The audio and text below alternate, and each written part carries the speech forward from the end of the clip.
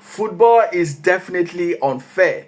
This is really a sad match, especially for Burnley, who hosted Liverpool at their home soil. Liverpool again has narrowly taken the 3 points as they have done in their previous matches. It is just the fourth game of the season, and Liverpool has not been able to pull up any draw or any lose so far. Right now, they are on the top of the EPL table with 12 points, and they are the leading team ahead of Arsenal, Tottenham, and Bournemouth, who has 9 points. Well, for me, like I do say, Liverpool is really not a spectacular team. I've been watching them since last season and I've been getting pissed off because there are some things they have been getting away with. And that is what they have been doing this season yet again. But I know definitely this season will not be like last season. Why? Because everybody is now awakened. There are different players now in the EPL, and it will not become business as usual for Liverpool. What am I talking about? Watch Liverpool game from the beginning of the season. They played Bournemouth. They were one goal up. Later, Semenyo scored a brace to be able to level this, and it became like 2-2, right? They were now struggling to be able to get to win this particular match, and they are the England champions. And again, not to even say, oh, they are the England champions, they have signed big names, spent money in the transfer window. They have Frimpong, they have Kekes, they have Ekitike to their team, and everybody is expecting them to perform and to show that dominance as the leading champion, the defending champion that they are. But unfortunately, they are not bringing that to the table with the way they have been going about picking their points. But definitely some of you will say, Liverpool fans will say, oh, we don't care as far as we get the 3 points. Yes, but it will get to a point where it will backfire, and you are going to see that.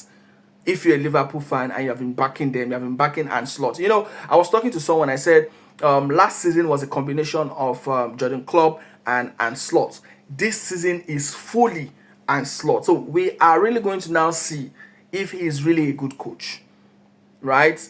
Looking at this particular game, we had Kekes that was removed, I think, due to yellow card, right? The game was just so boring. First half, second half, going into the end of the 90 minutes, immediately he introduced these two individuals, the game changed. Gakpo was just playing, same as Salah. Salah was off. These two players that he introduced, Ngannou and Frimpong, changed the game.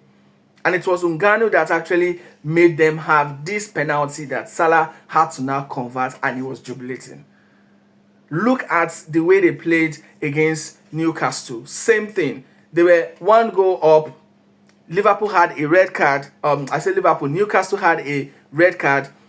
They actually leveled the style. Almost got to a point where they want to even beat Liverpool.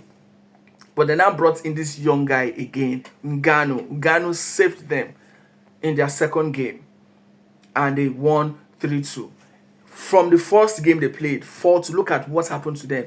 The third match they played was against Arsenal. They were not playing as champions of England, defending champions. They were, even with their big players, they were not able to do anything. If not for the unbelievable goal that was scored by Szoboszlai. They had to take a narrow 1-goal win off Anfield yet again. And in this particular match against Burnley, same thing happened. If not for the penalty, this would have been a full-time draw. And they have quality players in their squad. Well, I love this season. This season, we are really now going to know those people who really bought quantity and those people who really bought quality. Like I said in my previous video about Chelsea, obviously with the kind of players Chelsea has, they have quantity rather than quality. So now we are now going to see in terms of rotation, because definitely as a coach, you have to rotate your players. We're now going to see if truly all these players that has came into different teams, that has increased the depth of that particular team. We're now going to see a team that really have depth, because when you start rotating players to play in the EFL, to play in the FA, to play in the UEFA Champions League, definitely one particular player or some players will not play in all those competitions. You have to rotate them. We will now see teams that really have depth, and I am very sure that this will backfire in Ancelot's face if he does not look into it. Now they have Alexander Isak. Alexander Isak did not play this particular match. If they would have lost this match, some of them would have come out to say because their marquee striker was out of this particular match. But I'm keeping fingers crossed. We are going to be seeing what they're going to play against the Spanish Giants in the Champions League. That is Atletico Madrid. They're going to be playing against Simeone, and Diego Simeone is really a very good coach when it comes to the defense line.